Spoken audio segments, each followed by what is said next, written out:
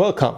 It's Facts You Don't Know. If it's your first time here and you want to find out new facts that will definitely make you smarter and more, well, and first make sure to subscribe and activate the notification bell so you don't miss anything.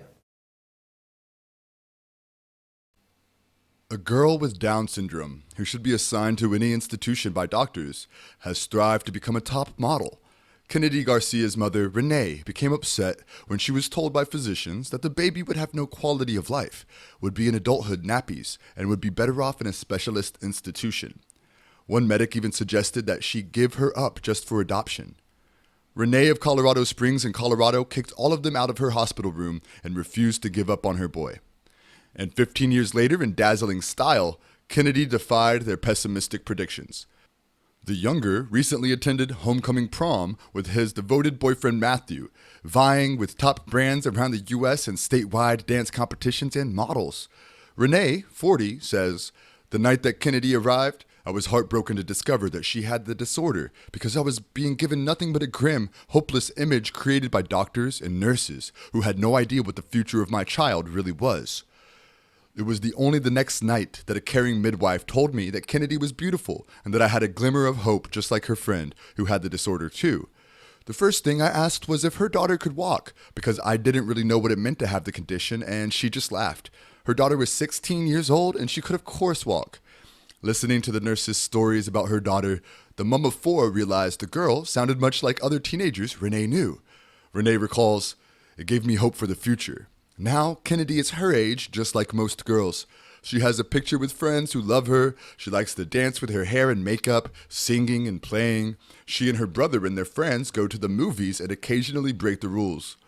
She brought so much joy and laughter into our lives, and she became a beautiful, funny young woman with the world at her feet." Kennedy, who posed for American Girl, Justice Apparel, and recently featured on a national U.S. television census commercial, started dancing for the first time at the age of 5. After risky surgery, she was only able to do this to stabilize her neck and spine was a success. She'd just recovered from leukemia when we learned to distinguish the base of her skull, the tip of Kennedy's cervical spine. "It was a wonder she was not still dead," said Renee. Kennedy, whose father Frank works in international protection, spent 6 months in a halo, a metal structure bolted into her head, keeping her neck immobilized. Renee states, "Kennedy well accepted hospitalization and medical treatments, never without laughing. She spent a lot of time watching dance videos while she was healing in the halo, and as soon as she was good enough, I took Kennedy to her first dance class. She was in her element, absolutely, and we haven't looked back since." Renee has even turned the dining room of the family into a dance studio and says Kennedy is always in there, blaring music and practicing her routines. Kennedy is now signed with the firm KMR Diversity and Dream Talent Management. She frequently travels to audition from her home in Colorado Springs to Hollywood and New York and participates in job modeling and acts as an extra on TV shows. She has a devoted husband, 19-year-old Matthew, an artist and actor whom she first met when she was only 12. The teenager is also loyal to her 20-year-old sister, Cassidy, as are the 18-year-old Cameron parents and 12-year-old Keegan. Matthew, who also has the hereditary disorder, spotted Kennedy at an audition for an advert with her mom.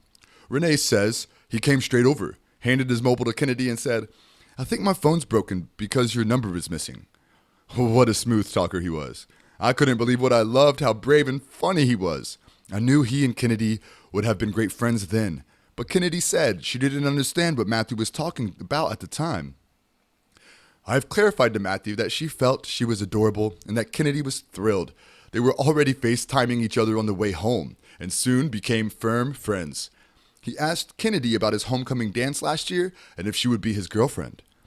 Renee and Matthew's mother, Emmy, are now flying the teens back and forth between California and Colorado so that they can see each other at least once a month, and the mothers also became firm friends. Renee took Kennedy to New York in October for a career and shopped for a homecoming dress there. She felt a sense of pride as Renee watched her daughter turn around in her A-line teal top. "It was the same child doctors who told me I needed to be put into an institution," says Renee. "It's surprising how misinformed they were all, and it was just 15 years ago.